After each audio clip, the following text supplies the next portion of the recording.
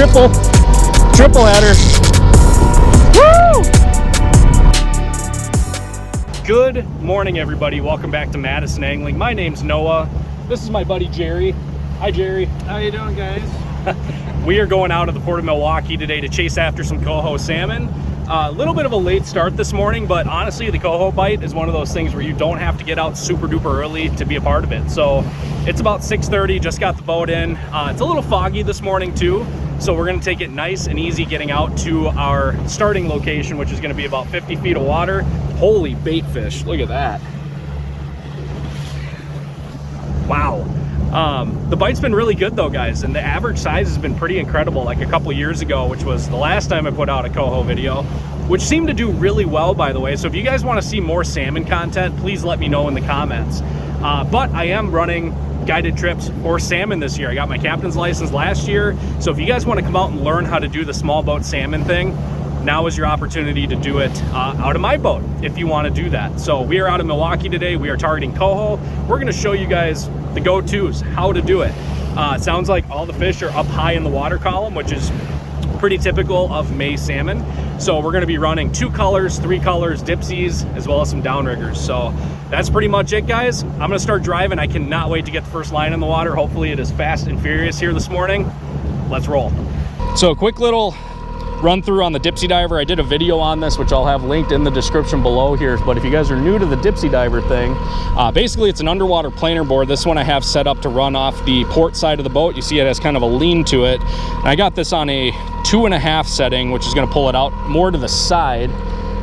So I'm going to go ahead and engage my Dipsy Diver. Now it's working. Now it's not. So when you put these out, make sure it is snapped into place and it looks like it wants to dig down. So I'm running that on a 10-foot rod here with a convector. I think it's a 45, yep, 45D. I've got about a 8-foot, 20-pound fluoro leader, 00 Lure Jensen Dodger, and our peanut fly. And I'm gonna send this thing outside here. Basically, this acts like an underwater planer board. It's gonna send our line out to the side and down. And I'm gonna run this one, I think I'm gonna do this one at 40 feet out, which should be getting us probably 18 to 20-ish feet down or so on a 2.5 setting here. And we're gonna let the fish kind of tell us what they want. Some days they're up really high, some days they're down a little bit. So we're gonna start at 40 on this one.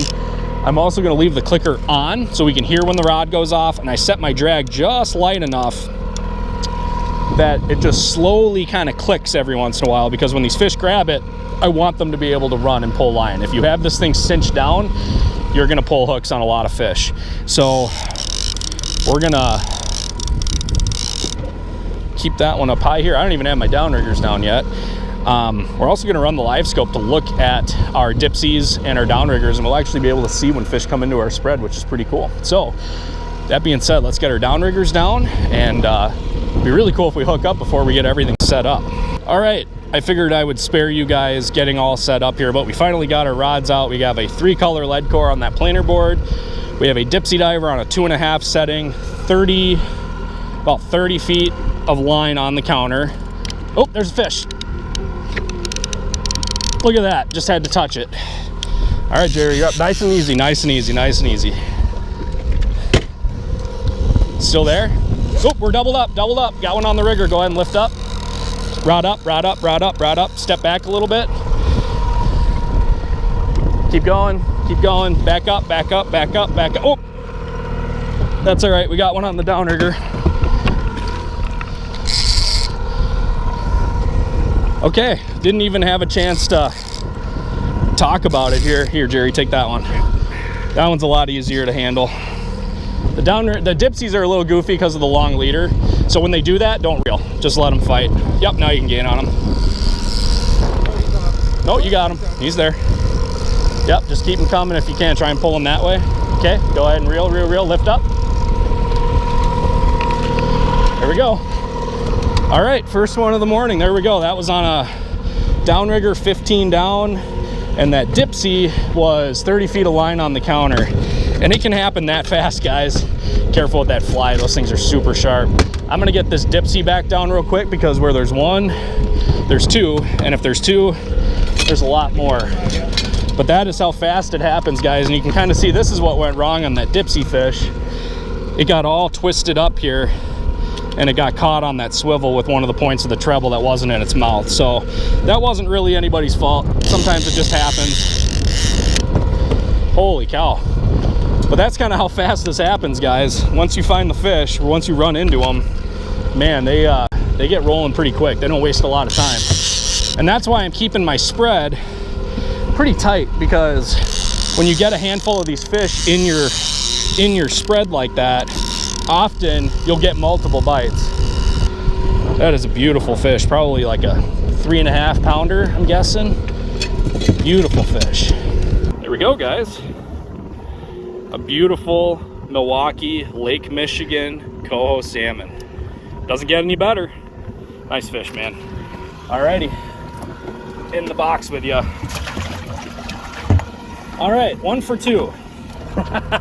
We got nowhere to go but up. There we go, downrigger. That one popped. Yep, so it's nice and slow.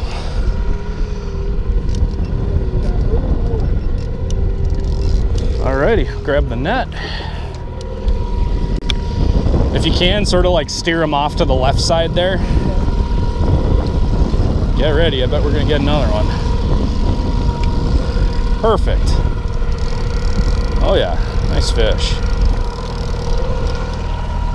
Beautiful fish. Yep, just let them shake. All right, go ahead and gain on them. Oh, yep, dipsy, doubled up. Lift, lift, lift, lift, lift.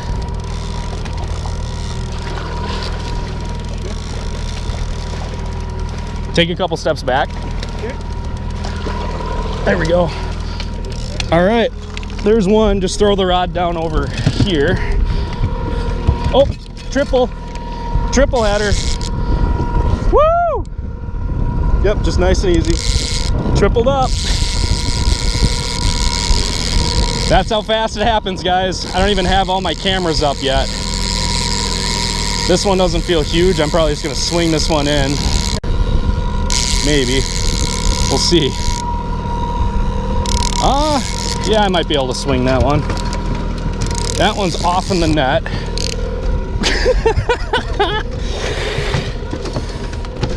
Fast and furious, guys. Holy crap. We're gonna be done pretty quick. Look at the size of this fish, too. Beautiful fish. Let me grab a net for you, Jerry. Yep, perfect. Go ahead and take another couple steps back and just lift up.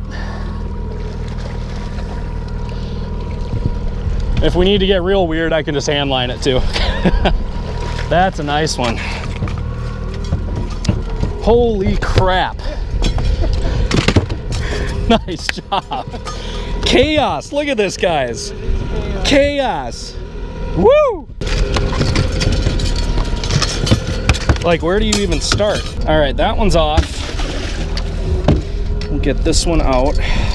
I need to give my boat a bath today anyway. I got a casting for kids event tomorrow, so we're gonna give her a good bath.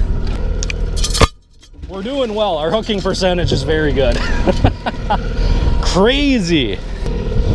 So this is the rig, guys. Just a 00 Lure Jensen Dodger. No, that's not a custom color. That is a stock flow orange, flow red, whatever that is, with custom salmon scales, custom salmon scale pattern. Maybe that's the key. Now we got scales on it.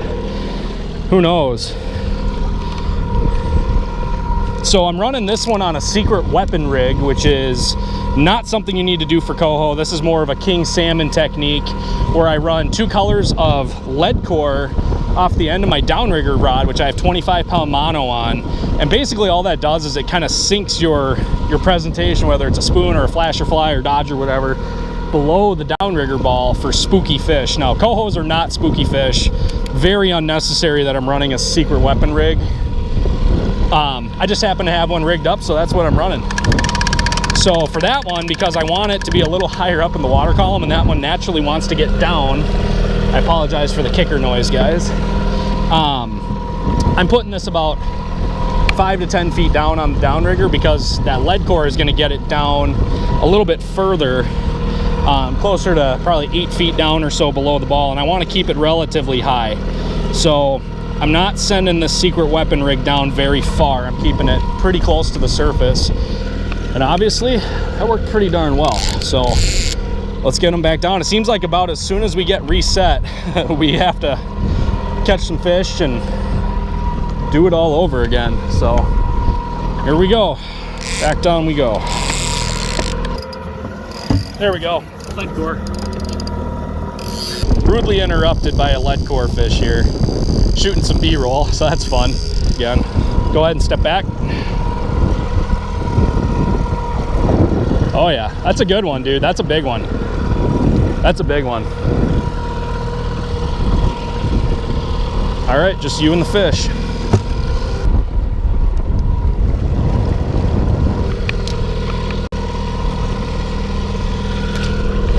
Got him. Oh yeah, nice fish. Very nice fish. Dude, that's like a 6-pounder. That's a giant. Very nice fish. All right, make sure we got nobody in front of us here. Nice job. I know those lead cores are a lot more work, but they work. There we go. Another beautiful coho going in the box here, guys. Look at that thing, just a tank. I think that's a limit. We got one limit already. Holy crap. Nice job. And whatever. Who cares? We are catching fish.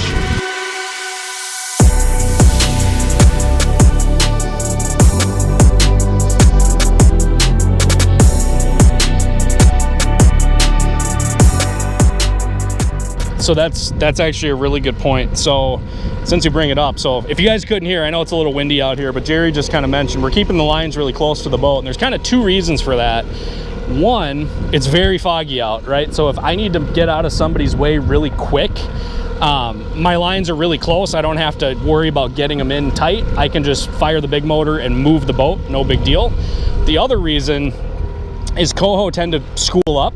So when you get a bunch of fish coming into your spread, and maybe it's only 5 or 6 fish, having all of your lines really close together kind of gives this illusion of a bunch of bait fish or feeding salmon or whatever. So there's just more food closer to that pot of fish. You're more likely, it seems, to get multiple hookups when you keep your stuff really tight. So even if we weren't running planer boards today, I think we'd still be doing pretty darn well on just the downriggers and dipsies, which kind of brings me back to the point I just sort of was trying to get at, is if you come out here, you don't need to have, you know, lead cores and coppers and all that stuff, and really you don't even need downriggers. You can just run dipsy divers, and you can even run multiple dipsy divers on each side of the boat. In fact, you can run a dipsy on a 0 setting, which is right smack in the middle. And again, I have that dipsy video linked in the description. If you guys are new to the dipsy diver thing, please go watch that video. But you can run it on a 0, which means it's gonna dive straight down. So you can actually run lines straight down just like a downrigger with a dipsy, which is way cheaper than getting set up with downriggers. And then run your side dipsies, the things that are pulling out to the side, on basically anywhere from a 1.5 setting or beyond, all the way up to 3 to pull them out to the side. So you can go straight down, you can go out. Dipsies are very versatile rods, and for whatever reason, they get absolutely crushed very consistently. Kings, trout, coho, Lakers, dipsies are probably my #1 rod. If I had to pick one rod to come out here and fish, it's going to be a dipsy diver. So that's pretty much my spiel. Time to catch another fish. There we go. Yep, 2-color. Come on, there we go. Yep, he's there. Go ahead and take him. I don't think it's huge. It's puking up an alewife. There we go. That's kind of your typical size coho. All right, barfing up a bait fish for us. There we go. Yummy. Lovely. Cool, not a giant, but hey, one more closer to a limit. Take it. There we go.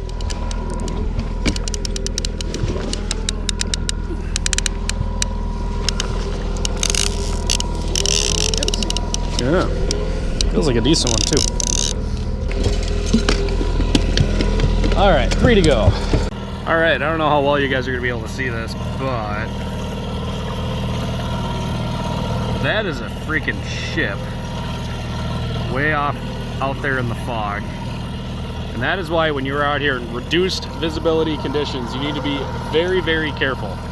So the fog is finally starting to burn off a little bit, but yeah, that's a big old boat, and I don't really want to mess with that guy. And I don't have radar, so that's fun. But that's why you use your sound signals, you have your lights on and reduced visibility, and you do not travel any faster than a reasonable safe speed. Yep, you're big. You're very big. All right, back to fishing. There we go. Nice. Doubled up. Outside planer board, planer board, planer board. Yep. They can't see it. Is it still there? I think that one popped. Take this one, I'll trade you. This one's on. Okay. Yeah, I think this one popped. Drive by. I hear you. Yeah, we'll just try to come up the middle if we can. That's a nice one. Swing them this way. There we go. You did call that. Nice fish. This fly is just mangled. Damn, we were almost done there. Oh, that might have killed that fly. Just a mangled fly. All right, give him a little piercing here. Snip in the box. All right, 2 to go. There we go.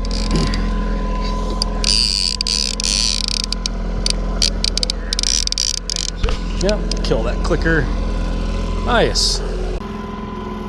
So I am setting my boards up, guys, so the front release will pop loose. I'm using a medium tension offshore release, the orange one for the front, and the red OR16 clips on the back. So the back one ensures that the board does not come off the line. It kind of locks it on. And that front one, being a lighter tension, allows you to pop the board, and then that board will just swing right in behind the back of the boat. It comes in nice and smooth and easy. On the 2-color lead core. So we're running about 8 to 10 feet down on that rod. Pretty high in the water column.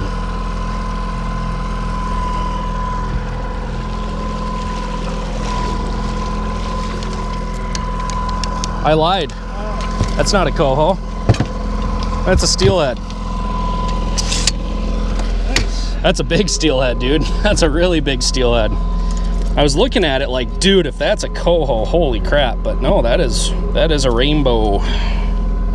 A very nice one too. Hot, flat, sunny, and there we go. And up high. Take it. Nope. I gotta net them, man. You catch them. I have more fun having other people catch them than I do. I just like netting them. That might be our last fish here, guys. Come on, another coho. And I turned the clicker off. You're welcome, people.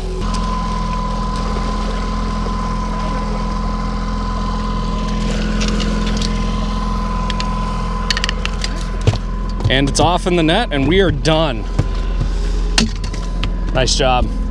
2-man limit, your blood all over your shirt.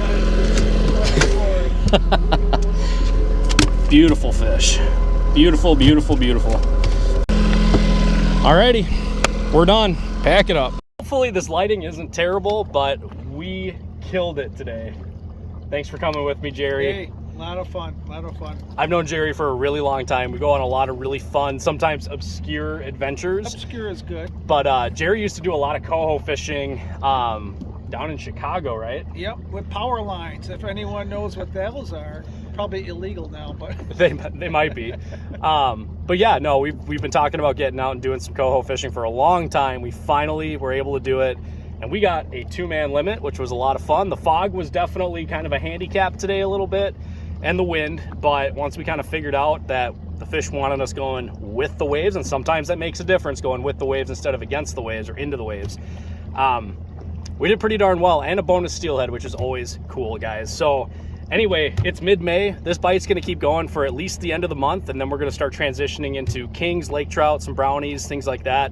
If you guys wanna go, I have very limited availability to get out, but never hurts to ask. And if I can't get you out, one of my buddies, such as Captain Austin Rogotsky, out of the Port of Milwaukee here, can probably get you out. So hopefully you guys learned a couple things, enjoyed the action. And if you guys have questions, drop them down in the comments. I love answering people's questions, especially about salmon stuff. The salmon stuff seems to be really popular. So thank you guys so much for your support.